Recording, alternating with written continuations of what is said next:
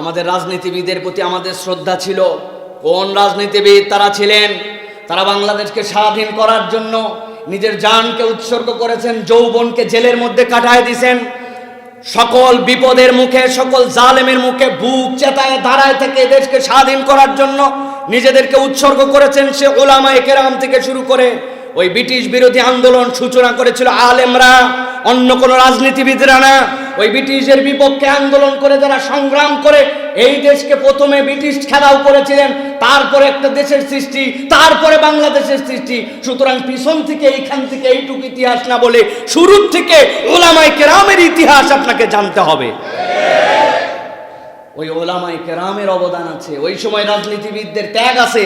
এখনকার রাজনীতিবিদ তো আমাদেরকে কয়েকবার পৃথিবীর কাছে কলঙ্কজনক চ্যাম্পিয়নশিপ দিছে, আর উনার আমাদের কাছে স্বাধীনতা দিছেন। প্রিয় ভাইয়েরা, সুতরাং আমরা কারো প্রতিপক্ষ বা কাউকে আমরা হেয় করতে চাই না, কিন্তু কথাবার্তা যখন আমাদের এরকম হয় তখন কিছু কথা আমাদের শুধরানোর জন্য, কিছু কথা আমাদের সংশোধনের জন্য বলতেও হয়। যে এই তকব্বরি, এই ফুটানি করে এরকম কথা বললে আপনার কথা কোথায় যেতে পারে আপনি একটু ভেবে দেখেন। মক্কায় এক লোক, এক মক্কার ছেলে তার সাথে বেয়াদবি করছিল, করতেই পারে মানবীয় ক্ষেত্রে একটা মানুষ। এক হজের হাজী সাহেব বলে বসছিল মক্কার ছেলেগুলাই সব বেয়াদব। রাত্রেবেলা রাসূল আকরাম সাল্লাল্লাহু আলাইহি সাল্লাম তাকে স্বপ্ন দেখাইছেন, ও হাজী সাহেব, কোন দেশ থেকে এসে এক ছেলের বেয়াদবিতে মক্কার ছেলেগুলাই বেয়াদব বলে বসলেন? আমি মুহাম্মদুর রাসূলুল্লাহ যে মক্কার ছেলে ছিলাম। আপনি দু একজন আলেমকে কটাক্ষ করতে যে, রাজনৈতিক প্রতিপক্ষ বানাতে যে, ঘোলা পানিতে মাছ শিকার করে নানান দিকে যেতে যে, আপনারা যদি এরকম বক্তব্য দেন, জাতির সাধারণ মানুষরাও আপনাদেরকে ঘৃণা করবে, আর আল্লাহর পক্ষ থেকে আপনাদের প্রতি স্পেশাল ঘৃণা এসে যেতে পারে। এই জন্য মেহেরবানি করে আপনি শিখেছেন, আলহামদুলিল্লাহ, আরো শিখেন। সকলের শেখা দরকার। কোরআন খতম করেছেন, আলহামদুলিল্লাহ, আরো আল্লাহ তৌফিক দেখ। কিন্তু এইটার বরত্ব জাহির করতে যে কাউরে পিটায় শিখায়, এইরকম কুরুচিপূর্ণ কথা বলে আপনি কি বোঝাতে চাচ্ছেন, এইটা কিন্তু জাতিরা বুঝে গেছে। প্রিয় ভাইয়েরা, আল্লাহ রাব্বুল আলামিন আমাদের সকলকে বুঝ দান করেন। আল্লাহ রাব্বুল আলামিন কুরআনুল কারীমের মধ্যে এই পয়গম্বরদেরকে দিয়ে আমাদেরকে একটা শিক্ষা দিচ্ছেন, একটা বার্তা দিচ্ছেন। কি বার্তা দিচ্ছেন? আল্লাহ রাব্বুল আলামিন সূরা আম্বিয়ার মধ্যে সর্বপ্রথম আল্লাহ রাব্বুল আলামিন হযরত আইয়ুব আলাইহিস সালামের কথা বলছেন। আল্লাহ রাব্বুল আলামিন বলছেন, ওয়া আইয়ুবা ইয নাদা রাব্বাহু আন্নী মাসসানিয়াদ-দুররু ওয়া আনতা আরহামুর রাহিমিন। হযরত আইয়ুব আলাইহিস সালাম বলছেন, হে আল্লাহ, তুমি তো আমাকে দেখোই, আমার কি অবস্থা, আমার কি পেরেশানি, আমার কি শরীরের অবস্থা। 1 বছর 2 বছর নয়, 18 বছর ধরে রব্বুল আমিন আমি এই রোগাক্রান্ত হয়ে আছি। আল্লাহ, আজকের দিনে তোমার কাছে একটা ফরিয়াদ দিলাম। কি ফরিয়াদ দিলাম? আন্নী মাসসানিয়াদ-দুররু, রব্বুল আমিন আমি বেকারার, আমি বেকারার। তোমার কাছে বলছি, ওয়া আনতা আরহামুর রাহিমিন, যত দয়ার ভান্ডার সবই তো তোমার কাছে, ওই রকম দয়াবানের কাছে আমার আর যেটা আমি উপস্থাপন করলাম। কেন এই কথা বলছিলেন হযরত আইয়ুব আলাইহিস সালাম? বিভিন্ন তাফসিরের ভিতরে বিভিন্ন কথা লেখা হয়েছে। এর মধ্যে কিছু কিছু তাফসিরের মধ্যে এসেছে হযরত আইয়ুব আলাইহিস সালাম যখন অসুস্থ হতে শুরু করলেন, এর আগে প্রাচুর্যবান ছিলেন, তার ধন সম্পদ ছিল প্রচুর, কিন্তু যখন অসুস্থ হইতে শুরু করলেন, একে একে তার পাশ থেকে তার পরিবারের লোকরা সরে যেতে শুরু করলো। সরতে সরতে সরতে সব মানুষ তার পাশ থেকে সরে গেল। কেবল 2 জন মানুষ তার কাছে ছিলেন, তারাও সব সময় থাকতেন না। সকালে একজন আসতেন, বিকালে একজন আসতেন। একজন, ওই 2 ব্যক্তি কোনো একদিন সকালবেলা একত্রিত হয়েছিল, হওয়ার পরে একজন আরেকজনের সাথে আলোচনা করছে। আলোচনা করতে করতে বলছে, আরে আইয়ুব, এই আইয়ুবের অবস্থা এরকম কেন? নিশ্চয় আইয়ুব এমন কোন জঘন্যতম পাপ করেছে যেই পাপের কারণে 18 বছর হইল এখনো আল্লাহ তারে মুক্তি দেয় নাই। কত মানুষই না অসুস্থ হলো আবার সুস্থ হয়ে গেল, কত মানুষই না দুনিয়ায় বিপদগ্রস্ত হলো আবার সুস্থতার জিন্দেগি আল্লাহ তাদেরকে দিলেন। কিন্তু নিশ্চয় আইয়ুব এমন কোন গুনাহ করেছে, এমন জঘন্যতম গুনাহ যেই গুনাহটাই দুনিয়ার হয়তো আর কেউ করে নাই। এই কথা যখন বলার পরে একজন সাথী যখন চলে গেছে, অপর সাথীর মনের মধ্যে কষ্ট। বিকালবেলা যেই লোকটা আসে আইয়ুব আলাইহিস সালামের কাছে, সে দৌড়ায় আসার পরে বলছে, আইয়ুব আমার যে সাথী আরেকজন তোমার কাছে আসে, সে বলছে এমন কোন গুনাহ তুমি করেছো, এমন কোন অপরাধ হয়তো তুমি করেছো যেই গুনার কারণে আল্লাহ 18 বছরেও তোমাকে মুক্ত করে না। হযরত আইয়ুব আলাইহিস সালাম চোখের পানি ছেড়ে দিয়েছেন। দেওয়ার পরে হযরত আইয়ুব আলাইহিস সালাম ওই ভাইকে বলছেন, ও ভাই আমি কি করেছি, কেন আল্লাহ আমাকে দিয়েছেন এইটা জানি না, আমি নিজের ব্যাপারে তেমন কিছু বলতেও চাই না, তবে একটা কথা বলে রাখি, আমি যখন সুস্থ ছিলাম আমার সমাজের মধ্যে যখন ঘুরতে ঘুরতে যখন দেখতাম কোনো একটা গ্রামের মধ্যে, কোনো একটা মহল্লার মধ্যে দুইটা মানুষ ঝগড়া করছে, দুইটা মানুষ বিবাদ করতেছে, এই বিবাদে আল্লাহকে সাক্ষী মানছে অথবা আল্লাহকে হাজির নাজির জেনেও তারা বিবাদ করতেছে, এমন কথা একজন আরেকজনকে বলছে, আল্লাহকে সাক্ষী করে আল্লাহর ব্যাপারে যে কথা বলা উচিত নয়। আমি তো সেই ঝগড়া তখন তাদের মধ্যে যে থামাতে পারি না, কিন্তু আমার মনে এত কষ্ট লাগতো, আহারে এই দুই ব্যক্তি আমার আল্লাহর ব্যাপারে এরকম কথা বলছে, ঝগড়া করার সময় মাথা ঠিক নাই এরকম কথা বলছে। আমি বাড়িতে আসার পরে ওই দুই ব্যক্তির পক্ষ থেকেও আল্লাহর কাছে যেন আল্লাহ মাফ করে দেন, আমার সম্পদ থেকে ব্যক্তিগতভাবে তাদের পক্ষ হয়ে কাফারা আদায় করে দিতাম। কল্পনা করেন একটু হযরত আইয়ুব আলাইহিস সালামের মুখের কথা, দুইজন মানুষ ঝগড়া করতেছে, উনার কোনো স্বার্থ নাই, এর মধ্যে উনার কোনো ইনভলভমেন্সই নাই, ওখানে তিনি নাই, ওই বিষয়ের সাথে তার কোনো সম্পর্ক নাই, কিন্তু হযরত আইয়ুব বলছেন ওই দুই ব্যক্তিকে আল্লাহ যেন গ্রেফতার না করে ফেলেন, আল্লাহ যেন ধরে না ফেলেন, ওই দুই ব্যক্তির পক্ষ হয়ে আমি আল্লাহর কাছে তাদের ভুলের জন্য কাফারা আদায় করতাম। এইটুকু বলেই থেমে গেছেন। এখন বুঝেন কি বুঝাইছেন হযরত আইয়ুব আলাইহিস সালাম, যে আজকে তোমরা আমার ব্যাপারে বলছো যে আমি এমন কোন গুনাহ করছি যেই গুনার কারণে আল্লাহ আযাব দিয়েছেন। আইয়ুবের আগ পর্যন্ত কিছুই বলেন নাই। এই কথার পরে আল্লাহর কাছে তিনি বললেন, ওয়া ইয নাদা রাব্বাহু আন্নী মাসসানিয়াদ-দুররু ওয়া আনতা আরহামার রাহিমিন। হে আল্লাহ, আমি তো বিপদের মধ্যে আছি, কি অবস্থায় আছি আপনি তো জানেন, আপনার দেখার বাহিরে কিছু নাই, আমি অলওয়েজ যে অবস্থায় আছি তাতেই শুকরগুজার আছি আল্লাহ। কিন্তু আজকে বললাম ওয়া আনতা আরহামুর রাহিমিন, আল্লাহ রে আপনার থেকে দয়াবান তো আর কেউ নাই। দুনিয়ার মানুষ যখন বাজে ধারণা করছে, বাজে কল্পনা করছে, আমি আপনার কাছে বললাম, সব হাল দেখে কোনোদিন আপনার কাছে কিছু বলি নাই। 18 বছরে আমি ধৈর্য ধরি আর মানুষ উল্টা পাল্টা কথা বলে। আল্লাহ আপনি তো আরহামুর রাহিমিন, চাইলে তো আপনি এখান থেকে আমাকে নিষ্কৃতি দিতে পারেন। আমার আল্লাহ রাব্বুল আলামিন হযরত আইয়ুব আলাইহিস সালামের এই দোয়াটা এত পছন্দ করলেন। আইয়ুব আলাইহিস সালামকে আল্লাহ রাব্বুল আলামিন এই বাচন ভঙ্গিটা এত পছন্দ হলো, উনি বলেন নাই আল্লাহ আমারে রোগ মুক্তি দিয়ে দাও, আমারে আগের মতো বানায় দাও, আমারে সম্পদওয়ালা বানায় দাও, আমার বিপদ আপদ উদ্ধার করে দাও, আমার রোগগুলা বিদায় করে দাও, কিচ্ছুই বলেন নাই। কেবল বলছেন আমি বিপদগ্রস্ত আর আপনি হচ্ছেন সর্বাধিক রাহিম। আল্লাহ এই কথা, এই অ্যাপ্রোচ, এই দোয়াকে এমন ভালোবাসলেন, হযরতে আইয়ুব আলাইহিস সালামের স্ত্রী তাকে বাথরুমে নিয়ে যাইতেন, আবার বাথরুম থেকে নিয়ে আসতেন। যাওয়ার মতো শরীরের কোনো যোগ্যতা ছিল না। একদিন টয়লেটে নিয়ে গেছেন, আইয়ুব আলাইহিস সালাম ফিরতে দেরি করতেছেন, এদিকে তার স্ত্রী অপেক্ষা করতেছেন, ফেরেন না কেন, বের হলে হাত ধরে আবার তাকে নিয়ে আসবেন। এমন সময় আল্লাহ রাব্বুল আমিন আসমান থেকে তার প্রতি ওহী নাজিল করলেন, ও আইয়ুব, তুমি যে একটু আগে বলে আসছো আরহামুর রাহিমিন, ও আমার দয়াময় রব, তুমি হচ্ছে সকল দয়ার আধার।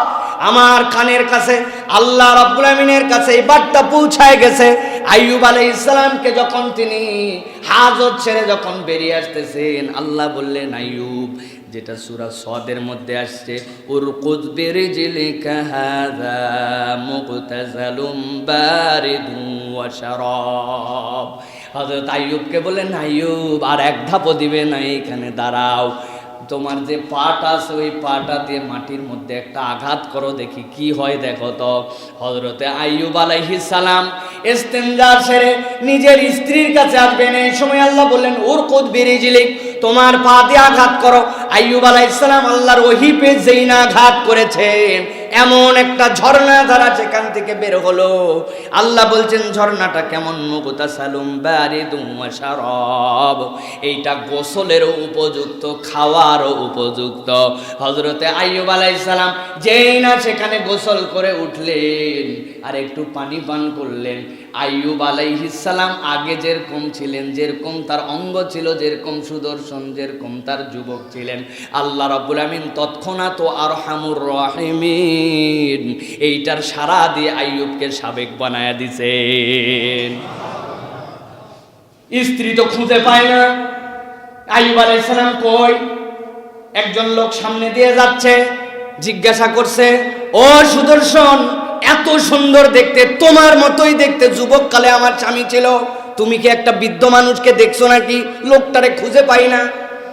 আইয়ুব আলাইহিস সালাম হেসে দিয়ে স্ত্রীকে বলছেন, আমি সেই লোক, আমার আল্লাহ আমার পায়ের নিচ দিয়ে একটা ঝর্ণা বের করছেন, করার পরে আমার আল্লাহ তাতে গোসল করতে বলছেন, গোসল করতে দেরি নাই, আমি আইয়ুবকে আল্লাহ সাবেক বানাইছেন, আমি হচ্ছি তোমার সেই স্বামী। সুবহানাল্লাহ।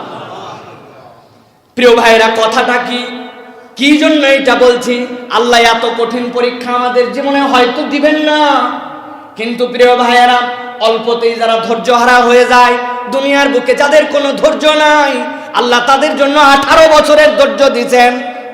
হযরত আইয়ুব আলাইহিস সালামকে অধিকাংশ মুফাসসিরের মতে হাদিসের বিশ্লেষণে তার রোগটা ছিল চর্মরোগ। বাকি যা বলা হয়, পোকা খাইছে, পোকা পড়ে গেছে, হয়েছে, এগুলো ইসরায়েলি রেওয়ায়াত, এইগুলা কোরআন হাদিস সম্মত রেওয়ায়াত নয়।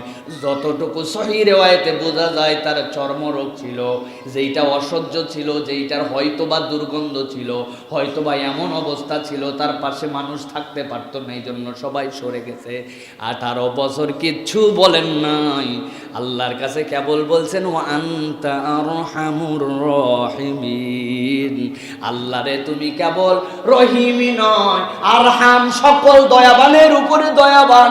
আমার আল্লাহ তার আহ্বান এত পছন্দ করেছেন, হযরত আইয়ুব আলাইহিস সালামকে রব্বুল আলামিন মুক্তি দান করে দিয়েছেন।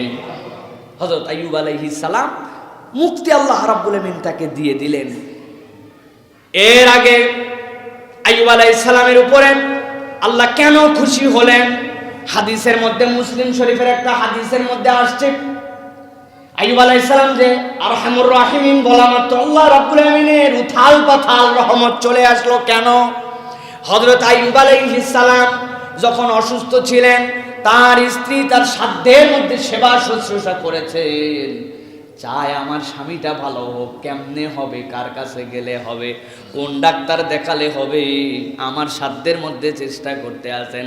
এমন সময় শয়তান একদিন ডাক্তার বেশে আসছে, আসার পরে আইয়ুব আলাইহিস সালামের স্ত্রীকে বলছে, তোমার স্বামীর আমি ট্রিটমেন্ট করতে পারি, তোমার স্বামীর যদি আমি চিকিৎসা করি ভালো হয়ে যাবে। বলে, তাই নাকি? তাইলে তো বড়ই ভালো হয়, আপনার জন্য কি দিতে হবে তার বিনিময়ে বলেন, আমি তাই চেষ্টা করব। আইয়ুব আলাইহিস সালামের স্ত্রীকে বলছে, কিচ্ছু দেওয়া লাগবে না, কেবল একটা কথা বলতে হবে। কি বলতে হবে? তোমার স্বামী যখন ভালো হয়ে যাবে, তুমি বলবে ওই ডাক্তারই এবং তার ট্রিটমেন্টের দ্বারাই সে ভালো হয়েছে, এইটুকু বলতে হবে। আইয়ুব আলাইহিস সালামের কাছে আসছেন স্বামী, এমন একজন ডাক্তার আসছে, সে কোনো বিনিময় চায় না, টাকা পয়সা চায় না, কিচ্ছু চায় না, খালি একটা কথা বলতে বলছে, কি? আপনি যখন সুস্থ হয়ে যাবেন বলতে হবে এই ডাক্তারই আপনারে ভালো করে দিছে। আইয়ুব আলাইহিস সালাম অসুস্থ অবস্থায় রেগে গেছেন। আল্লাহর নবী বলে কথা, ঈমান জানেন, বলো আমার স্ত্রী তুমি জানো না সে ছিল শয়তান, সে প্রকারান্তরে এই কথার দ্বারা তোমার আমার ঈমান চুরি করতে আসছিল। তুমি ওই লোকের সাথে কথা বললে কেন? আমাকে আল্লাহ যদি সুস্থ করে দেয় 100টা বেত তোমারে মারবো। কয়টা? কসম করে ফেলছেন আইয়ুব আলাইহিস সালাম স্ত্রী মারবেন, যে স্ত্রী এত খেদমত করতেছে। এখানে 2টা শিক্ষা আছে। আইয়ুব আলাইহিস সালাম শিরিকের সাথে কোনো কম্প্রোমাইজ নাই, শিরিক করা যাবে না, কারণ উনি জানেন শিরিক করলে দুনিয়ার বুকে 1000 রোগে শোকে ভুগে আমি মারা যেতে পারি, দুনিয়ায় আমার কষ্ট হবে, দুনিয়ায় আমার বিপদ হবে, আমার কিছু গুনাহ খাতাও আল্লাহ মাফ করবেন। আর ওই পারে যাওয়ার পরে আমি যদি সাবের হই, আমি যদি ধৈর্য ধরে যেতে পারি, আমার আল্লাহর বিনিময় দিবেন। কিন্তু এই রোগে শোকে যদি এমন কোন কবিরাজ, এমন কোন হুজুর, এমন কোন বুজুর্গর নামে যায়, তার কাছে যদি মান্নত দেই তিনি আমারে সুস্থ করতে পারেন, এই বিশ্বাস নিয়ে যদি তার কাছে যায়, দুনিয়ায় রোগও যাবে না, আবার দেখা যাবে ঈমানটাও হারা হবে। আল্লাহ রাব্বুল আলামিন হযরত আইয়ুব আলাইহিস সালামকে যখন মুক্ত করে দিলেন, সালাম মুক্ত হওয়ার পরে আল্লাহ নবী যখন তার বাড়িতে আসছেন, বাড়িতে আসার পরে হযরত আইয়ুব আলাইহিস সালামকে আল্লাহ বলছেন তার বাড়িতে 2টা উঠান ছিল। একটা উঠানের মধ্যে গম শুকানো হতো, আরেকটা উঠানের মধ্যে জব শুকানো হতো, বড় বড় 2টা উঠান। আল্লাহর নবী যখন সুস্থ হয়ে আসছেন, আল্লাহ রাব্বুল আমিন আরহামুর রাহিমিনের এমন বদলা দিলেন, আসমান থেকে 1 খণ্ড মেঘ আসলো। মেঘ আসার পরে ওই উঠানের উপরে দাঁড়ায় গেল। দাঁড়ানোর পরে যেই উঠানটাতে গম শুকানো হতো, আসমান থেকে আল্লাহ রাব্বুল আমিন এমন পরিমাণ স্বর্ণের মুদ্রা বর্ষণ করলেন, ওই উঠান স্তূপ হয়ে গেল। পাশে আরেকটা মেঘ আসলো, যেইটার মধ্যে জব শুকানো হতো, তার মধ্যে আল্লাহ এত পরিমাণ রূপা বর্ষণ করলেন যে ওই বাগানটা, ওই মাঠটা, ওই উঠানটা রূপা দিয়ে আল্লাহ স্তূপ বানায় দিলেন।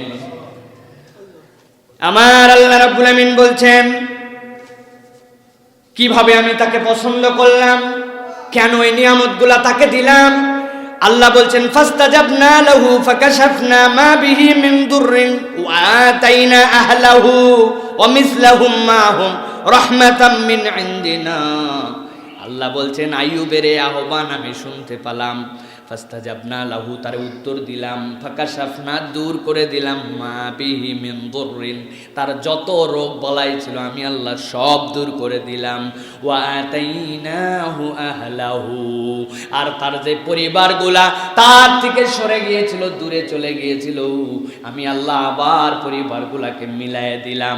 এরপরে আল্লাহ বলছেন ওয়া মিসলাহুম মাহুম রাহমাতাম মিন ইনদিনা আর আমি আল্লাহ তার প্রতি অনুরূপ আরো দিলাম, আমার পক্ষ থেকে রহমতের দুয়ার খুলে দিলাম। সুবহানাল্লাহ। আল্লাহ নবী হযরতে দাউদ আলাইহিস সালাম থেকে শুরু করে হযরতে মূসা আলাইহিস সালাম, ঈসা আলাইহিস সালাম, যত পয়গম্বর এসেছেন আল্লাহ রাব্বুল আমিন সব পয়গম্বরকে পরীক্ষা করেছেন।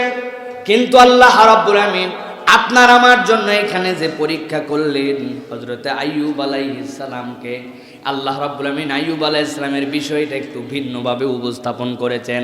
খেয়াল করে দেখেন, অসুস্থ হওয়ার কারণে পরিবার দূরে সরে গিয়েছিল, আল্লাহ তারে কেবল সুস্থই করলেন না, আল্লাহ রহমত দিয়ে তার কাছে তার পরিবারকে আবার ফেরত দেওয়ালেন, তার স্ত্রীকে ফেরত দিলেন। আল্লাহ কি বললেন, খালি এইটুকু দিলে তো বরাবর হইতো। আরহামুর রাহিমিন কেমন করে? আল্লাহ বলছেন ওয়া মিসলাহুম মাহুম রাহমাতাম মিন ইনদিনা আমার বান্দাকে আরো অনুরূপ দিলাম। সুবহানাল্লাহ। এইটার ব্যাখ্যার মধ্যে আরেকটা ব্যাখ্যা আছে পরের আয়াতের মধ্যে, সেটা আল্লাহ নিজেই ব্যাখ্যা করেছেন। অদ্ভুত কথা। ওই যে হযরত আইয়ুব আলাইহিস সালাম বলছিলেন স্ত্রীরে সুস্থ হলে মারবেন, কি এখন মারা লাগবে কিনা কসম করছেন তো? আল্লাহ বলছেন হে আইয়ুব, আপনার প্রতি আমি রহম করলাম। আল্লাহ নিজে বুদ্ধি শিখায় দিচ্ছেন তার নবীকে। কি বুদ্ধি শিখাচ্ছেন? আল্লাহ বলছেন আপনি কসম নষ্ট করেন না, কসম নষ্ট করেন না। আপনি এক আঁটি ওই যে জব অথবা ঘাস অথবা এরকম কিছু তোলেন যার মধ্যে 100টা শলাকা থাকবে। ঝাঁটা চিনেন আপনারা? খেরের ঝাঁটা, তারপরে বিভিন্ন ধরনের শনের ঝাঁটা, চিকন চিকন শন 100টা আঁটি আছে। এইটা দিয়ে আপনি কসম নষ্ট করেন না। আপনার স্ত্রীর গায়ে একটু আঘাত দেন। বাড়ি 100টা দিতে চাইছিলেন, একসাথে 100টা শন আছে, এই বাড়ি দিলে 100 শলাকা পূর্ণ হয়ে যাবে। আমার আল্লাহ বলছেন ওয়া মিসলাহুম মাহুম রাহমাতাম মিন ইনদিনা ওয়া যিকরা লিল আবিদিন। আমার আল্লাহ বলছেন তার প্রতি আল্লাহ এরকম রহম করলেন, এরকম অনুগ্রহ করলেন। আল্লাহ নবী একদিন গোসল করছেন, শরীর সুন্দর হয়ে গেছে। আইয়ুব আলাইহিস সালাম আগের মতো হয়ে গেছেন, জামা কাপড় খুলে গোসল করছেন। এমন সময় দেখলেন আসমান থেকে কতকগুলা টিড্ডি আসতে শুরু করছে। আমরা যে বলি পঙ্গপাল, পঙ্গপালটা দুনিয়ার মতো নয়। প্রত্যেকটা পঙ্গপাল হচ্ছে গোল্ডের পঙ্গপাল, স্বর্ণের পঙ্গপাল। পাখা উড়াইতে উড়াইতে আসতে স্বর্ণের। গায়ের মধ্যে পরে আইয়ুব আলাইহিস সালামের যে গায়ের মধ্যে কেউ থাকতো না, দূরে সবাই সরে গেছে, যে গায়ের মধ্যে আল্লাহ রাব্বুল আমিন স্বর্ণের পঙ্গপাল আনতেছেন। এটাও সহিহ হাদিসের মধ্যে আসছে। হযরত আইয়ুব আলাইহিস সালাম একটা একটা করে কুড়াচ্ছেন, আর যে জামা খুলে গোসল করবেন তার মধ্যে রাখতে শুরু করছেন। আমার আল্লাহ ওহী নাজিল করলেন সাথে সাথে, ও আইয়ুব, মেঘ নামায়া তোমারে সোনার পাহাড় বানায় দিলাম, রূপার পাহাড় বানায় দিলাম, তোমার কি তাতেও হয় নাই? হযরত আইয়ুব বললেন, আল্লাহ কি হিকমতওয়ালা নবী, কি বিনয়ী কথা বলতেছেন। ও আল্লাহ, তুমি আমারে দিছো, তাতে তো আমার কোনো সমস্যা নাই, কিন্তু আমার আল্লাহর পক্ষ থেকে যত বরকত আছে কোনো বরকতেরই তো আমি অমুখাপেক্ষী নয়। আমার ওই ধন সম্পদ আছে বলে আমার আল্লাহ আরেকটা বরকত দিছেন, আমি বড়লোক হয়ে গেছি, আমি নিব না সেইটা এরকম তো নয়। আমার আল্লাহর পক্ষ থেকে যা বরাকা আছে আমি চিরদিন তার মুখাপেক্ষী। সুবহানাল্লাহ। কি শিক্ষা দিলেন আল্লাহ? আল্লাহ পরীক্ষা করলেন। আইয়ুবকে তো ধন সম্পদ সব দিলাম, আবার সুস্থ হয়ে দিলাম। আইয়ুবের পরিবর্তন হয়েছে নাকি দেখলেন না? সামান্য একটু টিড্ডিও তার কাছে আসে আল্লাহর পক্ষ থেকে বরকত হিসাবে, ধন সম্পদ বাড়ানোর জন্য নয়। আল্লাহর বরকতকে দুই হাতে তখন মুখাপেক্ষী হয়ে লুটে নেয়। সুবহানাল্লাহ। এই আইয়ুব আলাইহিস সালামের মধ্যে আমাদের জন্য কি শিক্ষা প্রিয় ভাইরা? 3টা শিক্ষা। 1 নম্বরে আল্লাহর কাছে আহ্বান করতে হবে। যদি বিপদে পড়ি তাইলে আল্লাহ ছাড়া দ্বিতীয় কারো কাছে আমি যাইতে পারি না, চাইতে পারি না। এটা হচ্ছে 1 নম্বর শিক্ষা। 2 নম্বর হচ্ছে আপনাকে ধৈর্য ধরতে হবে। আল্লাহ রাব্বুল আলামিন আপনার প্রতি যদি বিপদ দেন তাহলে আপনাকে ধৈর্য ধরতে হবে। আর 3 নম্বরে আল্লাহ রাব্বুল আলামিন যদি আপনাকে দয়া করেন, কখনো আপনার মধ্যে এই অহংকার আনা যাবে না, এই চিন্তা আনা যাবে না যে আমারে যা দিছে আল্লাহ আমি সাফিসিয়েন্ট, দুনিয়ার মানুষ আল্লাহ ছাড়া কেউ সাফিসিয়েন্ট না। এইটা স্বীকার করে দুনিয়ায় জীবনযাপন করতে হবে। আল্লাহ ছাড়া সবাই মুখাপেক্ষী, আল্লাহুস সামাদ, কেবল আল্লাহই মুখাপেক্ষী। এইটা আপনার মনের মধ্যে গেঁথে নিতে হবে। অনেক সময় আমাদের মধ্যে চলে আসে, আরে আমার যা আছে লাগবে না, এটা না হলেও চলবে, আমার ওইটা না হলেও চলবে। ঠিক আছে আপনার কথা, কিন্তু এই দাম্ভিকতা যেন আল্লাহ পর্যন্ত ধাক্কা না মারে। এই দাম্ভিকতা আল্লাহ পর্যন্ত যেন ধাক্কা না মারে। আমি এই আমিত্ব বিসর্জন দিতে হবে। আমিত্ব বিসর্জন জন্য আল্লাহ হজ আপনার আমার জন্য ফরজ করেছেন। দুনিয়ার কোথাও এই আমিত্বর প্রপার বিসর্জন আর দেওয়া যায় না। নামাজে প্রাথমিক প্রস্তুতি আর হজে হচ্ছে আখেরি প্রস্তুতি। এই দুইটা আল্লাহ রাব্বুল আমিন শেখানোর জন্য নিয়ে গেছেন। এক কাপড়, এক ভূষণ, এক চুল, একই জায়গা, একই কাজ, একই রকম, একই সময়, একই দিন, একই স্থান, সব ওয়াক্তিম মাখসুস, আমালিম মাখসুস, বিতরিকিন মাখসুস। আল্লাহ রাব্বুল আমিন নির্ধারিত সময়ে, নির্ধারিত পদ্ধতিতে, নির্ধারিত কাজ, নির্ধারিত দিবসে, নির্ধারিত ওয়াক্তে আল্লাহ রাব্বুল আমিন বান্দাকে একভাবে করাইছেন। তুমি ট্রিলিয়নিয়ার হও আর তুমি রাস্তার ফকির হও, সব এক। এটা হজ ছাড়া প্রপারলি কোথাও শেখানো যায় না। আরাফাত থেকে বেরোইছেন, মুজদালিফায় আসছেন, আয় হায় হায়, আপনি কোটি কোটি টাকার মালিক হলেও আপনার মাথার উপরে তাবু চলবে না, ওই জমিনেই পড়ে থাকতে হবে আপনাকে, দুলার উপর আপনি ফেলে আছেন। বলতে পারবেন না তুমি কে আর আমি কে, হ্যাঁ, কোনো বলার সুযোগ নাই। তুমি যাই হও, মুহাল্লিকিনা রুউসাকুম, যাওয়ার পরে নেড়া করে ফেলাও। একজন সারা জীবন খালি খেপাইছেন, তোর মাথায় স্টেডিয়াম, হ্যাঁ, আপনার চুলগুলা সুন্দর, আল্লাহ বলছেন এখন সব স্টেডিয়াম হও, একবারে ফাইলা দাও, সব ফালাও, সব মাথার চুল ফালাই দাও। আল্লাহ রাব্বুল আমিনের বিধান এইগুলা। তাওয়াফ ওই 3 দিনের মধ্যে আসতে হবে, তুমি ভিআইপি হও আর যাই হও, ওই 3 দিনের মধ্যে এসেই তোমাকে তাওয়াফ করতে হবে। কষ্ট হবে, ওর মধ্যে চাপ হবে, ওর মধ্যে এটা হবে সেটা হবে, কিন্তু এর মধ্যেই তোমাকে নির্ধারিত সময়ে প্র্যাকটিস করতে হবে। কোনো অজুহাত চলবে না। আপনি যত বড় যাই হন, আপনি যদি মনে করেন কোনোই আপনার অজুহাত নাই, আপনি বড় লোক মানুষ, আপনি সাদা কাপড়ই পরবেন কিন্তু সেলাই করে একটু জুব্বা টুপি পরে যাবেন, হবে নাকি ভাই? হবে? কোনোভাবেই হবে না প্রিয় ভাইরা। এই জন্য আল্লাহ রাব্বুল আলামিন বলছেন, এইটা আম্বিয়াদেরকে আল্লাহ শিখাই দিয়েছেন যে আল্লাহর কাছেই আমি মুখাপেক্ষী, আর দুনিয়ায় মানুষ হিসাবে কিছু গ্রেডের কম বেশি থাকলেও সেটা যেন অহমিকার কারণ না হয়। আল্লাহর দিকে আমি মুখাপেক্ষী আছি, এই ফলো আপ দিয়ে আমার জীবনকে চালাতে হবে। এটা হচ্ছে আইয়ুব আলাইহিস সালাম থেকে আল্লাহ রাব্বুল আমিন আমাদেরকে শিখিয়েছেন। শেষ কথা, আইয়ুব পর্যন্ত বলে আল্লাহ শেষ করে দিতে পারতেন, কিন্তু ছোট্ট 2টা মাত্র শব্দ দিয়ে একটা বাক্য আল্লাহ বানাইছেন। আল্লাহ বলছেন ওয়া যিকরা লিল আবিদিন, যারা আমার ইবাদত করতে চায়, আবেদ বান্দা, তাদের জন্য এর মধ্যে শিক্ষা আছে। কে বলতেছেন এই কথা? আল্লাহ। এটা হচ্ছে উপসংহার। আমরা যে লিখি সূচনা, এরপরে আমরা লিখি ব্যাখ্যা, এরপরে শেষে যে উপসংহার, আল্লাহ বলছে যিকরা লিল আবিদিন, বান্দারা খালি কথা বলে দিলাম, গল্প শুনে সুবহানাল্লাহ বললে আহা আইয়ুব আলাইহিস সালাম এরকম ছিলেন, কি আল্লাহর ভালো বান্দা, কিভাবে আল্লাহ মুক্তি দিলেন, না, ওয়া যিকরা লিল আবিদিন, তুমি যদি আল্লাহর ইবাদত গুজার বান্দা হও, আমি আল্লাহ বললাম এর মধ্যে তো তোমার জন্য স্মরণ করার মতো বিষয় আছে। এখন ফাইন্ডিংসটা আপনারে খুঁজে নিতে হবে, পড়তে হবে আপনাকে। তার জন্য আপনি এটা পড়েন, পড়ে পড়ে শিখেন, সূরা আম্বিয়া পড়তে শুরু করেন, 80 নম্বর আয়াত থেকে 112 নম্বর আয়াত পর্যন্ত পড়ে দেখেন, মজার মজা, ঈমান খালি তাজা আর তাজা আল্লাহ রাব্বুল আমিন করার জন্য এইগুলা দিয়েছেন।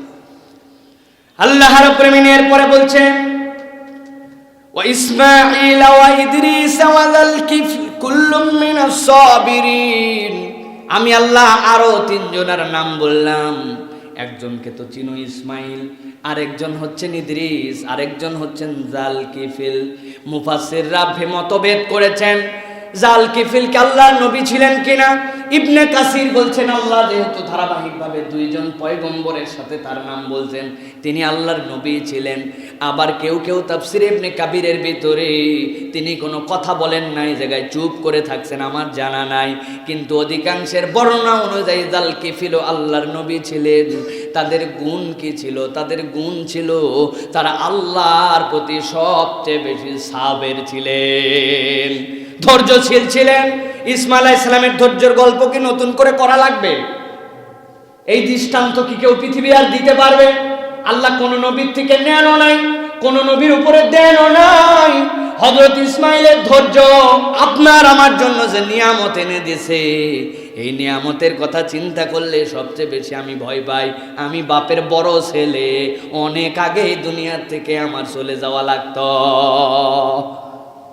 কি জন্য?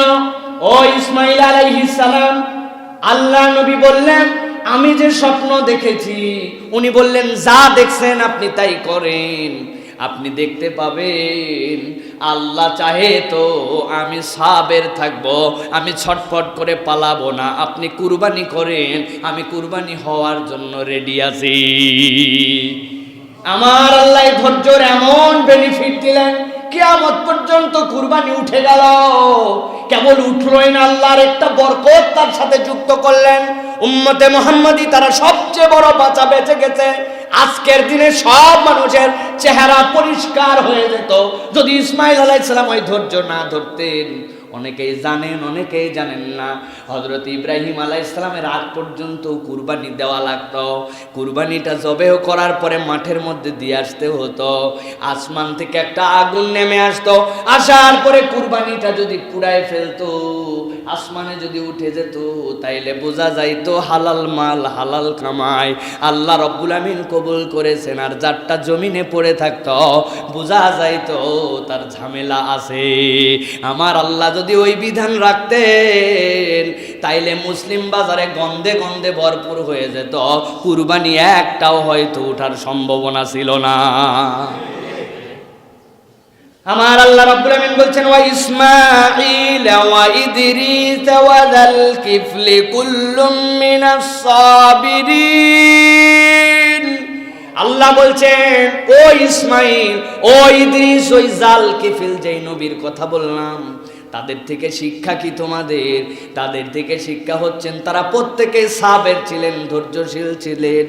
তোমরাও এই ধৈর্যশীলতার গুণাগুণটা নিজেদের মধ্যে আয়ত্ত করো। এবার আল্লাহ রাব্বুল আমিন বলছেন, এই নবী রাসূল যাদের ধৈর্য ছিল, এই ধৈর্যের পুরস্কারটা তারা কি পেয়েছেন? আল্লাহ রাব্বুল আমিন বলছেন, ওয়াদখালনাহুম ফি রাহমাতিনা ইন্নাহুম মিনাস সালিহিন। এই ধৈর্যের পুরস্কার হচ্ছে আমি আল্লাহ আমার রহমতের চাদরে, রহমতের কোলে আমার বান্দাদেরকে তুলে নিয়েছিলাম। ইন্নাহুম মিনাস সালিহিন, তারা প্রত্যেকেই ছিল সৎ কর্মশীল। সুবহানাল্লাহ। তাহলে এখানে একটা পুরস্কার পাইলাম, ধৈর্যের একটা পুরস্কার। আল্লাহ বলছেন তুমি ধৈর্য ধরো, আমি আল্লাহ রহমতের কোলে তোমারে তুলবো। আর আল্লাহ বলছেন এই রহমতের কোলে আসতে হলে তোমাদেরকে সালেহ বান্দা হতে হবে। কি হতে হবে?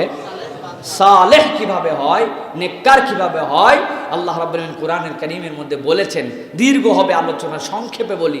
সালেহ হচ্ছেন তারা, নেককর্মশীল হচ্ছে আমি। এইটা বোঝা যাবে কিভাবে? যদি আমি মুহসিন হই। মুহসিন কাকে বলে? যে ভালো কাজের প্রতিযোগিতা করে, কে কত বেশি ভালো কাজ করতে পারবে এই প্রতিযোগিতা করে। আল্লাহ যা ডিউটি দিছে এটা তো আমি করবই। আমরা তো সুন্দর করেই বলি, বাপরে বাপ, রাতের ঝামেলাটা শুকায় ফেলছি ভাই। বলে আমিও শুকাইছি ভাই, রাতের ঝামেলা আমিও। কি শুকাইছ? এখন যদি কেউ না বোঝে, বোঝার কথা সকলেরই, কারণ আমরা সবাই তো রাতের ঝামেলা শুকাই। কি করছেন? এশার নামাজটা পড়ে হালাইছি। বুঝছেন কিছু? এশার নামাজ হচ্ছে রাতের ঝামেলাটা শুকায় ফেলছে, মানে উনি এক সাইড হয়েছে। এখন আমাদের নামাজ হয়েছে আমাদের ঝামেলা শুকানো, মানে এইটা আমাদের কাছে অত বেশি, মানে এমন ডিউটি করাই লাগবে, ভালো আলহামদুলিল্লাহ, কিন্তু এটা ঝামেলার মতো শেষ করছি বাবা, এখন বাকি কাজ সব করব। কিন্তু আল্লাহ রাব্বুল আমিন বলছেন ভিন্ন কথা, ইন্নাহুম মিনাস সালিহিন। তারা তো নেক কাজের প্রতিযোগিতা করত। আরে আল্লাহ যা বলছে তা তো আপনি করবেনই, আপনি অতিরিক্ত আল্লাহর জন্য কি করেন? আল্লাহ না এইটা দেখতে চান সালেহ হিসাবে। একজন লোক বলতেছে, আয় বাবা একটু মিষ্টি খা। কেন কেন মিষ্টি খাচ্ছেন ভাই? আমার ছেলেটা 33 পাইছে। আপনি বলবেন ভাই এদিকে একটু পাশে আয়, লোকজন আছে তো, তোরকে মাথায় ডিস্টার্ব কেন? ডিস্টার্ব কেন? আমার ছেলে 33 পাইছে, মিষ্টি খাবো, ডিস্টার্ব মানে নিজের টাকা খরচ করে খাওয়াচ্ছি। কই বুঝা হালাইছে ভাই, তোর সাথে আর কথা বাড়াবো না। কি বলবেন? আরে 33 পাইছে, এটা আবার বলা লাগে নাকি গাধা? কোন রকম পাস করে গেছে নাকের গোড়া দিয়া, যা গেছে গেছে, তুই আল্লাহর কাছে শুকরিয়া কর। মিষ্টি খাওয়াচ্ছিস, খাওয়াস, বল যে অন্তত পক্ষে আমার ছেলে পাস করছে এইটুক। 33 পাইছে বলে মিষ্টি খাওয়াচ্ছে, তুই এটা বলত, ঠিক না ভাই? এখন আমরা, আল্লাহ রাব্বুল আমিন বললেন যে তোমাদের জন্য আমি আল্লাহ রাব্বুল আমিন দেখতে চাই ইন্নাহুম মিনাস সালিহিন, তোমাদেরকে আবেদ দেখতে চাই। এখন আমি যা করা লাগবে ওইটুকুই করে বলতেছি, আমি ফাটা ফেলাইছি, হলো? কিছুই তো হলো না। সালে কেমন করে হলাম? মুহসিন কেমন করে হলাম? অধিকাংশ মানুষ সুন্নত পড়ে না এখন, অধিকাংশ মানুষ এখন সব আমল বাদ দিয়ে দিছে। এইগুলা বছরকে বছর চলে যায়, হাতে সময় থাকে, তারপরেও আল্লাহ রসুলের যে সকল সালাতের আগে পরে 12 রাকাত সুন্নতের কথা বলেছেন, যে এই সুন্নত আপনাকে জান্নাতে নিয়ে যাবে, জান্নাতে বাড়ি বানাই দেওয়ার গ্যারেন্টি দিছি, এই সুন্নতের কোনো গুরুত্বই নাই। ফজরের নামাজের আগে সুন্নত বাদ দেওয়া শুরু করছি আমরা। মাগরিব পরে মুআক্কাদা সুন্নত 2 রাকাত, এইটাও পড়ে না। বাইরে যায় বসে আড্ডা মারে, গল্প করে, দোকানে বসে যায় বিড়ি খায়, চা খায়, মসজিদে ফরজ নামাজ পড়ে 2 রাকাত সুন্নত পড়ার মতো সময় নাই। তাহলে তো আমরা সালে হতে পারলাম না। তাহলে তো আমরা মুহসিন হতে পারলাম না। আল্লাহর কাছে তো কিছু দেখাতে হবে যে আল্লাহ তুমি যা বলছো এটা তো ফরজ, এটা পাঁচ মার্ক, এটা তো আমি করি আল্লাহ, আর তোমারে খুশি করার জন্য আমি আরো কিছু করি। আল্লাহ বলছেন এই যে নবীগুলার কথা বললাম এরা এমনি এমনি এরকম হয় নাই। আল্লাহ বলছেন ওয়াদখালনাহুম ফি রাহমাতিনা ইন্নাহুম মিনাস সলিহিন, তারা প্রত্যেকে নেক কর্মশীল ছিল। তোমাদের কাছে আয়াত বলার উদ্দেশ্য তোমরাও ওই নবীর প্রতি যেরকম স্বীকার করেছো, ওই নবীকে স্বীকার করে তার আদর্শ থেকে তোমরাও কিছু অতিরিক্ত নওয়াফেল এইগুলা করে তোমার মর্যাদা আল্লাহর কাছে বাড়ায় নাও। আল্লাহ রাব্বুল আলামিন এরপরে বলছেন ওয়াযান্নুন ইয যাহাবা মুগাদিবান ফাযান্না আল্লান নাকদিরু আলাইহি ফানাদা ফিজ যুলুমাত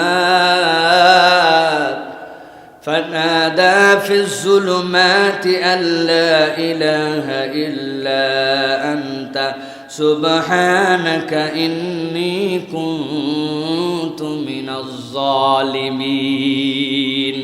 আল্লাহ বলছেন এবার একটা পয়গম্বরের কথা বলবো, তার নাম তোমাদের কাছে আগে বললাম না, তার আমি আদর করে বললাম জান্নুন, মাসওয়ালা নবী। কোন নবী? কোন নবী? হযরত ইউনূস আলাইহিস সালাম। আল্লাহ রাব্বুল আলামিন বলছেন জান্নুন, ও তো মাসওয়ালা। সুবহানাল্লাহ, আদর করে আল্লাহ ডাক দিয়েছেন। কি করছিল সে জানো নাকি? দেখো তো তার ব্যাপারটাকে। ইযহাবা মুগাদিবান, কঠিন খেপা খেপে গেছে, রাগ করে তার কওমের থেকে চলে যাচ্ছে। রাগা যা রাগা রাখছে, আল্লাহ বলছেন মাসওয়ালা খুব খেপে গেছে। মাসওয়ালা খেপে রওনা দিছে, ওর কওমের সাথে না, এখন বেরোয় চলে যাচ্ছে, রাগ করে যাচ্ছে। রাগ করার কারণ কি? রাগ করার কারণ হচ্ছে আল্লাহ রাব্বুল আলামিন হযরতে ইউনূস আলাইহিস সালামকে যে কওমের কাছে পাঠিয়েছিলেন সেই কওমটা ছিল মুসেলের নাইনুয়ার, মুসেল অঞ্চলের নাইনুয়ারের নবী করে তারে পাঠাইছিলেন আল্লাহ। যাওয়ার পরে তুমি কি করবে? যাওয়ার পরে তোমার কওমের কাছে শিরিক বুঝাও, কুফর বুঝাও। অনেকক্ষণ বুঝাইছেন, বুঝাতে বুঝাতে বুঝাতে ধৈর্য হারায় হয়ে গেছেন। ধৈর্য হারা বলছেন তোমরা যদি আল্লাহর প্রতি ঈমান না আনো, শিরিক করো আর কুফর করো, আল্লাহর পক্ষ থেকে এক্ষুনি তোমাদের উপরে আযাব আসতে শুরু করবে। আমি গেলাম, কি করবে না করবে এখন বুঝে বুঝে করো। উনি যে ওইখান থেকে রাগ করে যেতে শুরু করছেন, ওই যাওয়াটা আল্লাহর এজাজতে নয়। আল্লাহ বলছেন তোমাকে দাওয়াত দিতে বলা হয়েছে, কিন্তু রাগ করে মাসওয়ালা তুমি কই যাও? যেই না হযরতে ইউনূস আলাইহিস সালাম রওনা দিয়ে দিয়েছেন, এমন সময়ে ওই কওমের লোকেরা হাদিসের মধ্যে আসতেছে, আসমানের মধ্যে কিছু চিহ্নও দেখা যাচ্ছিল, আযাব আসার ভাব বোঝা যাচ্ছে। এখন যখন ইউনূস আলাইহিস সালাম রাগ করে চলে গেছেন, ওরা সাথে সাথে দেখছে হায় হায় আমাদেরকে এত বুঝাইলো আমরা বুঝলাম না, রাগ করেও তো চলে গেল, বলেও গেল আযাব দিয়ে তোমাদেরকে শেষ করে দেওয়া হবে। এখন তো আযাবের নিশানাও দেখা যায়। ওদের মনের মধ্যে ভয় লেগে গেছে, সাথে সাথে সব মানুষজন নিয়ে আল্লাহর কাছে রোনাজারি করতে শুরু করছে, আল্লাহ আমরা বুঝি নাই, তুমি আমাদেরকে মাফ করে দাও, আমাদেরকে ক্ষমা করে দাও। আল্লাহর কাছে ক্ষমা পাওয়ার জন্য তারা তাদের যত পশু পাখি যা ছিল গৃহপালিত, তাদের মায়েদের কোলে যে সন্তান ছিল, মাদেরকে একদিকে করেছে, সব সন্তান দিকে আলাদা করছে, মায়ের সাথে সন্তানদেরকে রাখে নাই। এখন চিন্তা করেন তো, দুধের শিশু, যেই শিশু কোলের শিশু, যেই শিশু মা ছাড়া কিছু বোঝে না, ওইগুলারে আলাদা করছে আর মাদেরকে আলাদা করছে। পরিবেশ কেমন হবে? কান্নাকাটির রোল উঠে গেছে। আল্লাহর কাছে যখন ফরিয়াদ করতে শুরু করছে এইভাবে, আল্লাহ আমাদের সন্তানদেরকে পর্যন্ত আলাদা করছি, ওদের তো কোনো গুনাহ নাই, আর আমরা যারা বুঝে বুঝে তোমার প্রতি শিরিক করছি, কুফর করছি, আমরা আলাদা হয়েছি, তুমি আমাদেরকে মাফ করে দাও। আল্লাহর কাছে দোয়া করে আর সবাই মিলে একটা বনের দিকে পালায় যাচ্ছে। আল্লাহর আযাব আসলো বলে আল্লাহ ওই বান্দাদের এই ফরিয়াদ আর এই অভিনব পদ্ধতিকে এমন পছন্দ করছেন, আমার আল্লাহ তাদের ইস্তিগফার কবুল করে তাদের ঈমানকে আল্লাহ রাব্বুল আমিন কবুল করে নিছেন। হযরত ইউনূস আলাইহিস সালাম চিন্তা করছেন আমার কওম তো এতক্ষণ ধ্বংস হয়ে শেষ, আমি তো রাগ করে চলে আসছি তাদের কাছ থেকে, আমার কওমের তো আর কোনো বাঁচার কায়দা নাই। কিন্তু কিছুদিন পরে খবর পেয়ে দেখছেন আরে আমার কম তো একদম ঠিকঠাক আছে, কিছুই তো হয় নাই, তারা দিব্যি সুন্দর জীবনযাপন করতেছে। উনি আসছেন, আসার পরে চিন্তা করছেন, হায় হায়, আমি যদি আমার কওমের কাছে এখন ফেরত যাই তাহলে কি হবে?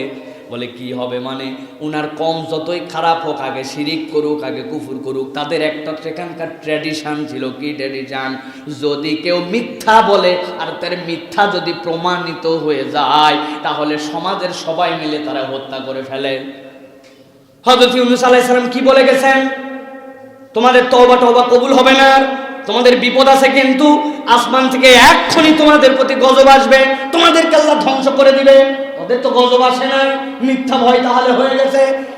হযরত ইউনূস আলাইহিস সালাম চিন্তা করছেন, এখন তো আমার কওমের কাছে গেলে অপদস্থ হতে হবে, এইটার প্রমাণে উল্টা তো তারা আমাদেরকে হত্যাও করে ফেলতে পারে। হযরতে ইউনূস আলাইহিস সালাম সাথে সাথে তার কওমের থেকে এখন পালাতে শুরু করছেন।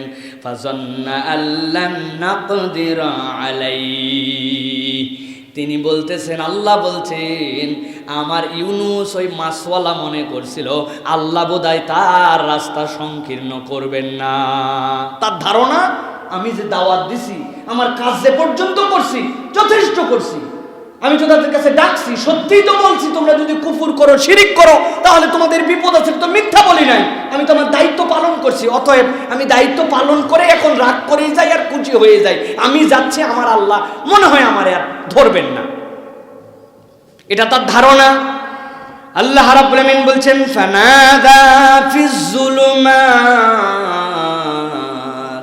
আল্লাহ বলছেন, আল্লাহ কেবল ধরলেনই না, তার এই ভুল ভাঙানোর জন্য আল্লাহ তারে অন্ধকারের উপরে অন্ধকার দিয়ে আবৃত করলেন। কেমনে আবৃত করলেন আমার আল্লাহ রাব্বুল আমিন সেটাও বর্ণনা করেছেন। হযরতে ইউনূস আলাইহিস সালাম যখন চলে যাচ্ছেন, দ্রুতগামী যাচ্ছেন, যেতে যেতে সামনে একটা বড় নদী বেঁধে গেল, বিশাল একটা নদী, সমুদ্রের কথাও আসছে। ওইটার মধ্যে যখন তিনি পৌঁছানোর পরে এক নৌকা ভর্তি লোক যাচ্ছে, নৌকায় উঠে পড়ছেন তিনি। নৌকায় উঠে পড়ার পরে মাছ দরিয়ায় যখন নৌকা চলে গেছে, নৌকা টলমল করে, ব্যালেন্স হয় না, একজন দুইজন লোক বেশি আছে।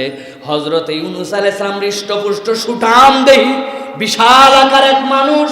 নৌকাওয়ালা সবাই বলল, একজন এখান থেকে চলে যেতে হবে, নৌকায় ঝাঁপ দিলে নৌকার থেকে যদি নেমে যায় বাকি সবার প্রাণ বাঁচবে, যে কোনো একজনের স্যাক্রিফাইসে সকলকে বাঁচাতে হবে। তুই যা, তুই যা, তুই যা, আর তোর বয়স হয়ে গেছে, তুই যা। কেউ কে যায় নাকি? বলে কি বুপাই?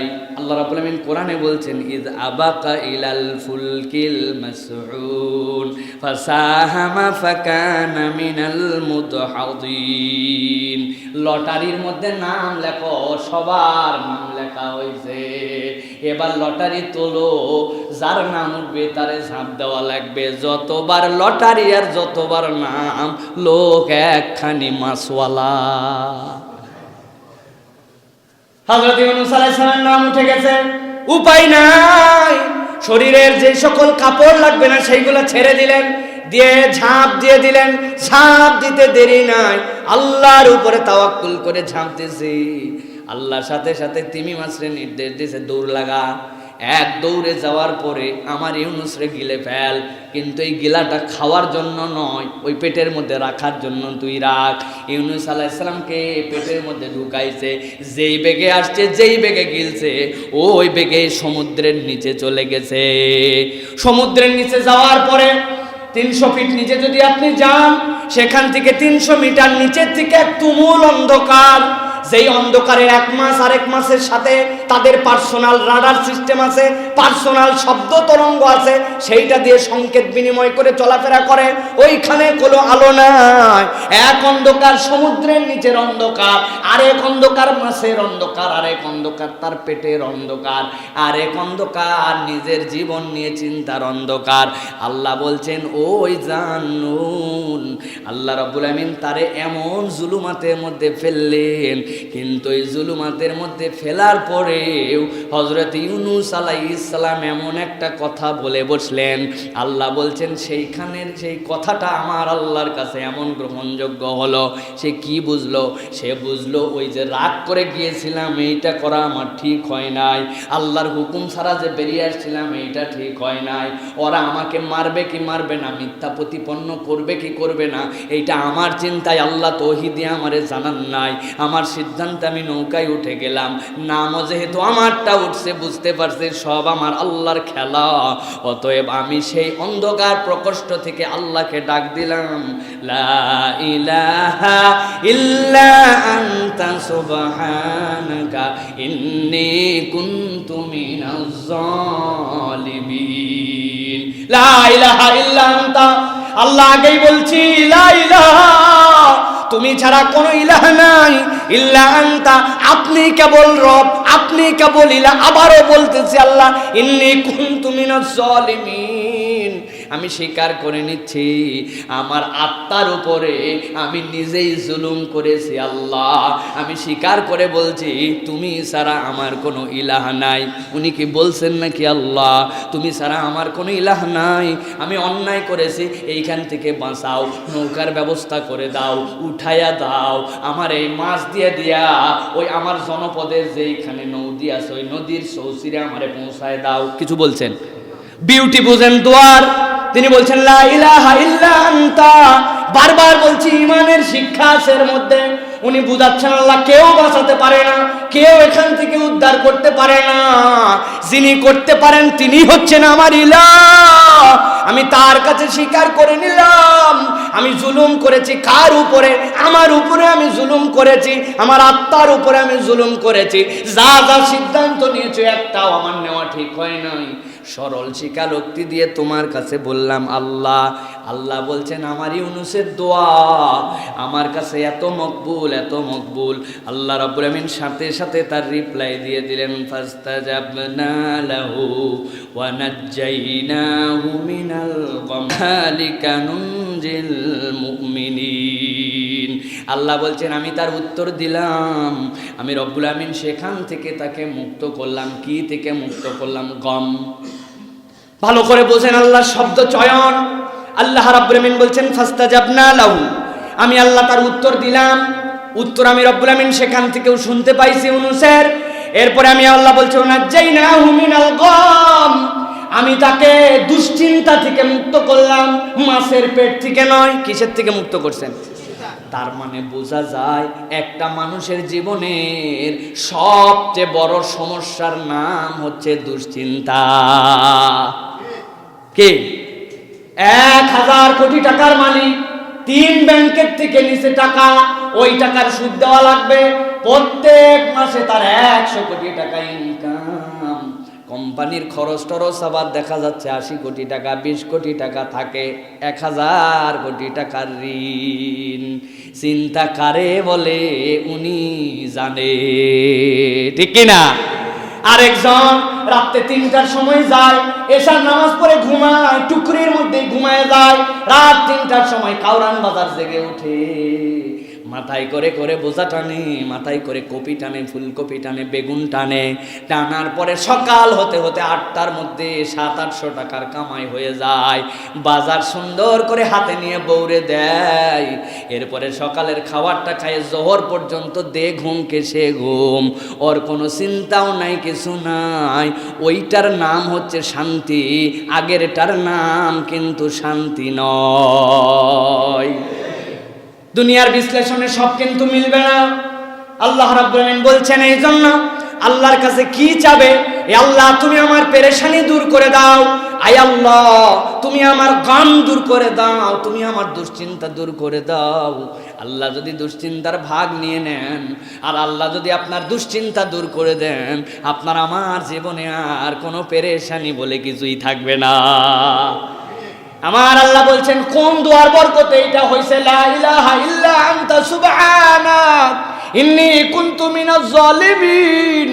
আয় রব্বুল আমিন, আমি তোমার কাছে বলছি সরল স্বীকারোক্তি, আমি আমার অন্তরের উপর জুলুম করেছি। আমার অন্তরের উপরে জুলুম মানে আমার অন্তরকে তো তোমার পথে চলানোর জন্য তুমি তৈরি করছো, কিন্তু আমি সেই অন্তরকে আমার ইচ্ছায়, আমার প্রবৃত্তির তাড়নায়, আমার মতামত অনুযায়ী চলাইছি। এইটা তো আমার ঠিক হয় নাই। আল্লাহ, আমি এই জুলুম থেকে তোমার কাছে নিস্তার চাই।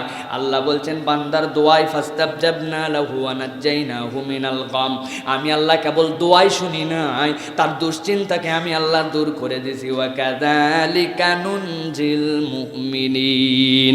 এর আগ পর্যন্ত বলে যদি আল্লাহ রেখে দিতেন আমাদের তাহলে গল্পই খালি শুনতে হতো, কিন্তু আল্লাহ উপসংহারে এখানেও বলছেন ওয়া কাযালিকা নুনজিল মুমিনিন। কিয়ামত পর্যন্ত যত ঈমানদার, যত মুমিন হবে, ওই ইউনুস যেরকম মুক্তি পাইছে দুশ্চিন্তা থেকে, তার কিছু সিদ্ধান্তে ভুল ছিল, তারপরেও সরল স্বীকারোক্তি আল্লাহর কাছে তওবা ফেরত আসার কারণে যেরকম ইউনুস আমি আল্লাহ বাঁচাইছি, ও ঈমানদার তুমিও চিন্তা করো না, আমি রব সেই রবই আছি।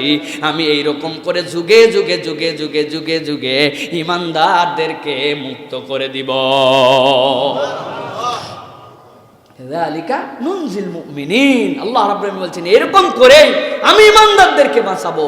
সো এই হাদিসের মধ্যে, তিরমিজির মধ্যে আসছে, আল্লাহ রাসূল বলছেন কেউ যদি আল্লাহর কাছে এই দোয়া, ইউনুস নবীর দোয়া যদি তার মাকসুদ হাসিলের জন্য পড়ে, আমার আল্লাহ তাকে দিয়েই দেন।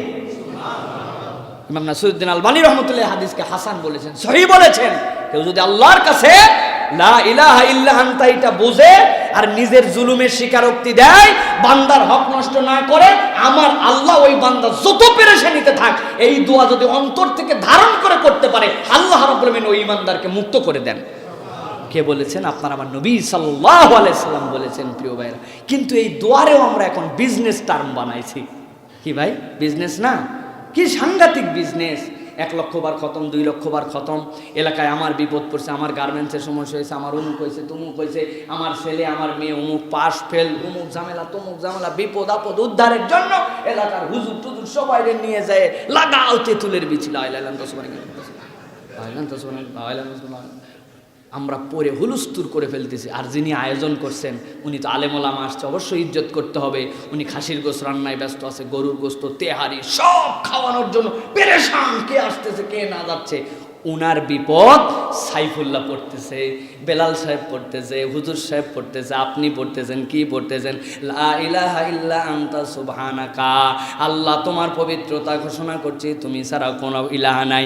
ইন্নি নিশ্চয় আমি সাইফুল্লাহ, আমি মাওলানা বেলাল, আমি ইমাম সাহেব কুনতু মিনাজ জালিমিন। বড় বড় বিপদের মধ্যে পড়ছি, আল্লাহ তুমি আমাদেরকে উদ্ধার করো। আমি আমার জন্য চাই, আর ওই লোক আমার জন্য খাওয়ার ইন্তজাম করে। চিন্তা করছে, যদি আল্লাহ এবং তার রাসূলের তরিকার থেকে সরে যায়, বুঝে না বুঝে খালি আমরা বিপদের মধ্যে আসি আর বোকামির মধ্যে আসি। কি? আরে বিপদ তো ওই লোকের, তুই না পড়বি, তুই কন্ট্রাক্টরে দিচ্ছিস আমাদেরকে, আমরা গোলালুর মতো বলেই দিচ্ছি আল্লাহ আমি বিপদে আছে, খাওয়া, তুই বিরিয়ানি খাওয়াতে আসার সময় 500 হাত দিয়া, কি জ্বালা! চিন্তা করছেন আপনি? হলো কিছু ভাই এটা?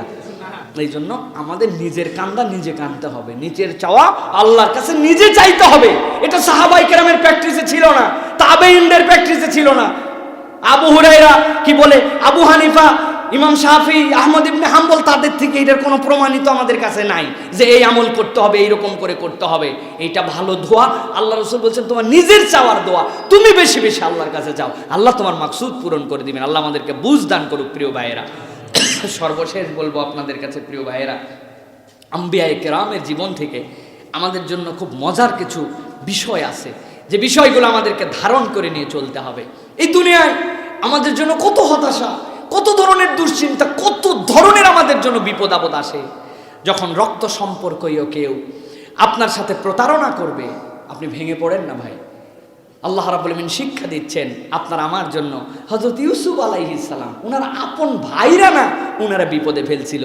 ইউসুফ আলাইহিস সালাম নবী, তার বাপ নবী, তারে যদি তার ভাইয়েরা বিপদে ফেলে, আপন আত্মীয় স্বজন, তাহলে আল্লাহ বলছেন তোমার আত্মীয় স্বজন তোমারে বিপদে ফেললে ইউসুফরে যে আল্লাহ উদ্ধার করছেন সেই আল্লাহ তোমারে উদ্ধার করবেন। যদি পিতামাতা আপনার প্রতিপক্ষ হয়ে যায়, আপনি দ্বীনের পথে থাকতে চান, ইসলামের পথে থাকতে চান, আর আপনার বাপ মা যদি আপনারে শিরিকের দিকে ডাকে, আপনার অন্যদিকে নিয়ে যায়, আল্লাহ বলছেন ঘাবড়ায়ও না।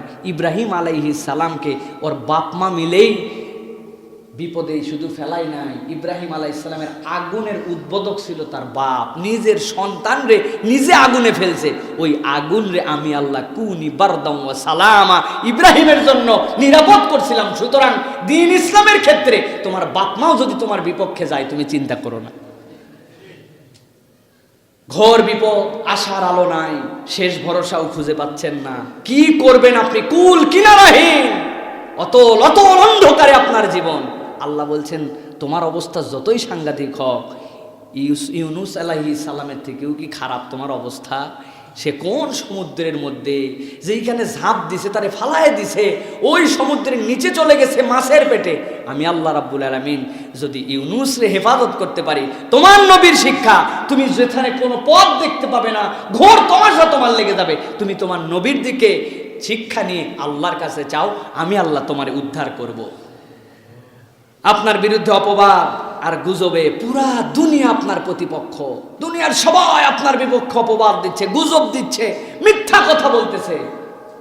আল্লাহ বলছেন ভয় পেও না, নবী পত্নী উম্মাহাতুল মুমিনিন আল্লাহ রাব্বুল আলামিন নিজে যাকে বিয়ের জন্য পছন্দ করে রাসূলের সাথে সম্পর্কিত করেছেন, তোমাদের মায়ের বিপক্ষে, আয়েশার বিপক্ষে কি না অপবাদ রটাইছিল।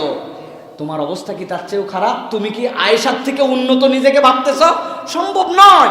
সুতরাং আয়েশার বিপক্ষে যদি অপবাদ হয়, পুরা এলাকা যদি ছড়ায় যায়, এইটার সাথে যদি সিদ্ধান্ত নেওয়ার ক্ষেত্রে রাসূল আকরাম সাল্লাল্লাহু আলাইহি ওয়াসাল্লামকে দ্বিধাগ্রস্ত করেছে, আয়াত এসে তারপরে এটাকে বিশুদ্ধ করেছে, তোমার ঘাবড়ানোর কোনো কারণ নাই। তুমি যদি হকের উপরে থাকো, পুরা পৃথিবী অপবাদ, পুরা পৃথিবীর মিথ্যাচার তোমার কিছুই করতে পারবে না। তুমি সেখান থেকে শিক্ষা নিয়ে নাও। আপনি যদি এমন অসুস্থ হন, পুরো পৃথিবীর ডাক্তাররা আপনাকে জবাব দিয়ে দিছে, আপনি আর কোনো ট্রিটমেন্টের উপর ভরসা রাখতে পারেন না, পুরো পৃথিবী আপনার থেকে সরে যাচ্ছে, মনে হচ্ছে দুনিয়ায় সংকুচিত হতে হতে পৃথিবীটা আপনার কাছে ছোট হয়ে গেছে, আল্লাহ বলছেন তুমি একটু আইয়ুবের কথা মনে করো। আইয়ুবের থেকে বেশি কি তোমার পেরেশানি? আইয়ুবের থেকে খারাপ অবস্থা কি তোমার? তুমি কি আইয়ুবের স্ট্যান্ডার্ডের মানুষ যে তুমি তার কাছে এক্সপেক্ট করতে পারো? না, পয়গম্বর তো পয়গম্বর। আল্লাহ আইয়ুবের উদাহরণ দিচ্ছেন, তুমি যেখানে আর কোনো আশার আলো দেখতে পাচ্ছ না, আর কোনো কিছু দেখতে পাচ্ছ না, সেখানে আইয়ুবের ধৈর্যের কথা খেয়াল করে আল্লাহর কাছে প্রার্থনা করো। আইয়ুবকে যে আল্লাহ হেফাজত করছেন, সেই আল্লাহ এখন তোমাকেও বাঁচাতে পারে। প্রিয় ভাইয়েরা, একাকিত্ব, নির্জনতা, অসহায়ত্ব আমাদেরকে গ্রাস করে ফেলেছে। আমাদের অনেক সময় একাকিত্ব আমাদেরকে হতাশায় নিমজ্জিত করে, আমরা অস্থির হয়ে যাই। দুনিয়ার মানুষ তো আমার কাছ থেকে সরে যাচ্ছে, আমি দ্বীন ইসলামে চলার কারণে আমার বন্ধু বান্ধব, এখন আমার সেই অবস্থা নাই, আমার কেমন যেন মনে হচ্ছে দুনিয়া সংকীর্ণ হচ্ছে। আল্লাহ বলছেন তুমি কার সন্তান? তুমি তো আদমের সন্তান। আদমকে তো আমি আল্লাহ একা করেই বানাইছি, তারপরে না তার সঙ্গী সৃষ্টি করছি। যেই আল্লাহ আদমকে একা করে বানালেন, তার সন্তান হিসাবে তুমি এই একাকিত্বের উপরে সবর করলে, আমি আল্লাহ তোমার যোগ্য সঙ্গী বিলাই দেব। সে আদম আলাইহিস সালাম থেকে আল্লাহ আমাদেরকে শিখাচ্ছেন, কোনো যুক্তি দিয়েই আপনি অবস্থার কারণ ব্যাখ্যা করতে পারছেন না। কেন এইটা হলো, কেন এমন হলো, এরকম হওয়ার তো কথা ছিল না। আমার তো যুক্তিতে, ধারণাতে, জ্ঞানে, বুদ্ধিতে, আমার সামাজিকতায়, আমার এতদিনের এক্সপেরিয়েন্সে কিছুই মেলাতে পারতেছি না। আল্লাহ বলছেন তবুও হতাশ হয়ো না। নূহ আলাইহিস সালামের কথা মনে করো তো, কোন সময় নৌকা বানাতে লাগছে, পানি নাই, কিচ্ছু নাই, মরুভূমির মধ্যে নৌকা বানায় মানুষজন, তারে উল্টা পাল্টা কথা বলে শেষ করে দিছে, কোনো লজিকে মিলাই নাই, কোনো যুক্তিতে কুলাই নাই। ওই সময় নূহ আলাইহিস সালামকে আল্লাহ মনে করছিলেন যে এটা করানো লাগবে, তাই আল্লাহ করাইছেন। সুতরাং তোমার যদি এরকম কখনো অবস্থা হয়, লজিক না মিলে, দুনিয়ার হিসাব না মিলে, ঘাবড়ায়ও না বান্দা। নূহ আলাইহিস সালামকে যেরকম আল্লাহ তার নির্দেশ দিয়েছিলেন, পালন করেছিলেন, তুমি আল্লাহর নির্দেশের উপরে থাকো, আল্লাহ রাব্বুল আলামিন তোমার জন্য একটা রাস্তা বের করে দিবেন। সর্বশেষ আপনার আমার জন্য আপন লোকজন আপনারা নিয়ে কৌতুক করে, আপন লোকজন দ্বীনের উপরে চলার কারণে আপনারা নিয়ে তামাশা করে, দুনিয়ার সব আপন মানুষগুলো আপনার প্রতিপক্ষ হয়ে যায়। আপনার মাতৃভূমি, আপনার থাকার জায়গা, আপনার ঘর, আপনার চিরাচেনা পরিবেশ, যেই মানুষ আপনার এতদিন পর্যন্ত ভালো মানে, তারাও আস্তে আস্তে আপনার থেকে দূরে চলে যায়। আল্লাহ বললেন এই জীবনটা সবচেয়ে কঠিন মুহাম্মদ সাল্লাল্লাহু আলাইহি সাল্লামের প্রতি হয়েছিল। পাগল বলছে, জাদুকর বলছে, তারে কি না বলে নাই। যেই মানুষের কাছে তাদের আমানত ছিল তারাই তারে আবার পাগল বলে। কোন লজিকে? কেবল দ্বীনের কারণে, আল্লাহকে ইলা বলার কারণে। তুমি যখনই এরকম অবস্থা তোমার হবে, দুনিয়া তোমার বিরুদ্ধে চলে যাবে, তখন তুমি আল্লাহর দিকে মোতাওয়াজ্জ হয়ে আল্লাহর কাছে তাওয়াক্কুল করো। তোমার নবী তোমাকে শিখাইছেন, আল্লাহ এমন বিজয় দিবেন যে ওইখানে তুমি আবার বিজয়ীর বেশে ফেরত আসবে। প্রিয় ভাইরা, সুতরাং এইগুলো সব হচ্ছে আমাদের আম্বিয়ায়ে কেরাম থেকে আমাদের মোটিভেশন। যখনই আমরা এরকম ঠেকবো, মনে করবো এক একটা নবীর কথা। এই জন্য নবীর জীবন পড়তে হবে, তাদের জীবন থেকে শিক্ষা নিতে হবে।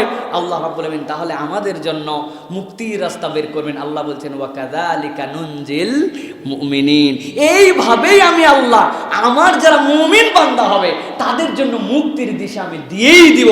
সেই রব্বুল আলামিন চিরঞ্জীব। সুতরাং বান্দার হতাশ হওয়ার কোনো কারণ নাই। হতাশা শয়তানের পক্ষ থেকে, আশা আল্লাহর পক্ষ থেকে। আমরা আল্লাহর প্রতি আশাবাদী হয়ে, ঈমান মজবুত করে, সালেহ হয়ে, আবেদ হয়ে যদি চলতে পারি, আল্লাহ বলছেন ঈমানদারের বিজয় নিশ্চিত আমি আল্লাহ করে দিব। বলেন আল্লাহুম্মা আমিন। সুতরাং পুরো পৃথিবী আমার বিপক্ষে যেতে পারে, পুরো পৃথিবীর সব শক্তি আমাকে নিয়ে টিটকারি করতে পারে, পুরো পৃথিবীর সব প্ল্যান ভেস্তে যেতে পারে, আমার আল্লাহ যদি আমার জন্য কল্যাণের প্ল্যান করে রাখেন, দুনিয়ার কারো ক্ষমতা নাই আল্লাহর দেওয়া অংশের থেকে আমার অংশকে এক চুল ছিনিয়ে নিতে পারে। ঠিক কিনা? সুতরাং আল্লাহ রাব্বুল আলামিনের উপরে তাওয়াক্কুল বাড়াই, রাসূলদের এই আদর্শের উপরে নিজেদের জীবনকে আমরা চলার চেষ্টা করি। আল্লাহ আমাদেরকে হতাশামুক্ত সুন্দর একটা জিন্দেগি দান করবেন। বলেন আল্লাহুম্মা আমিন।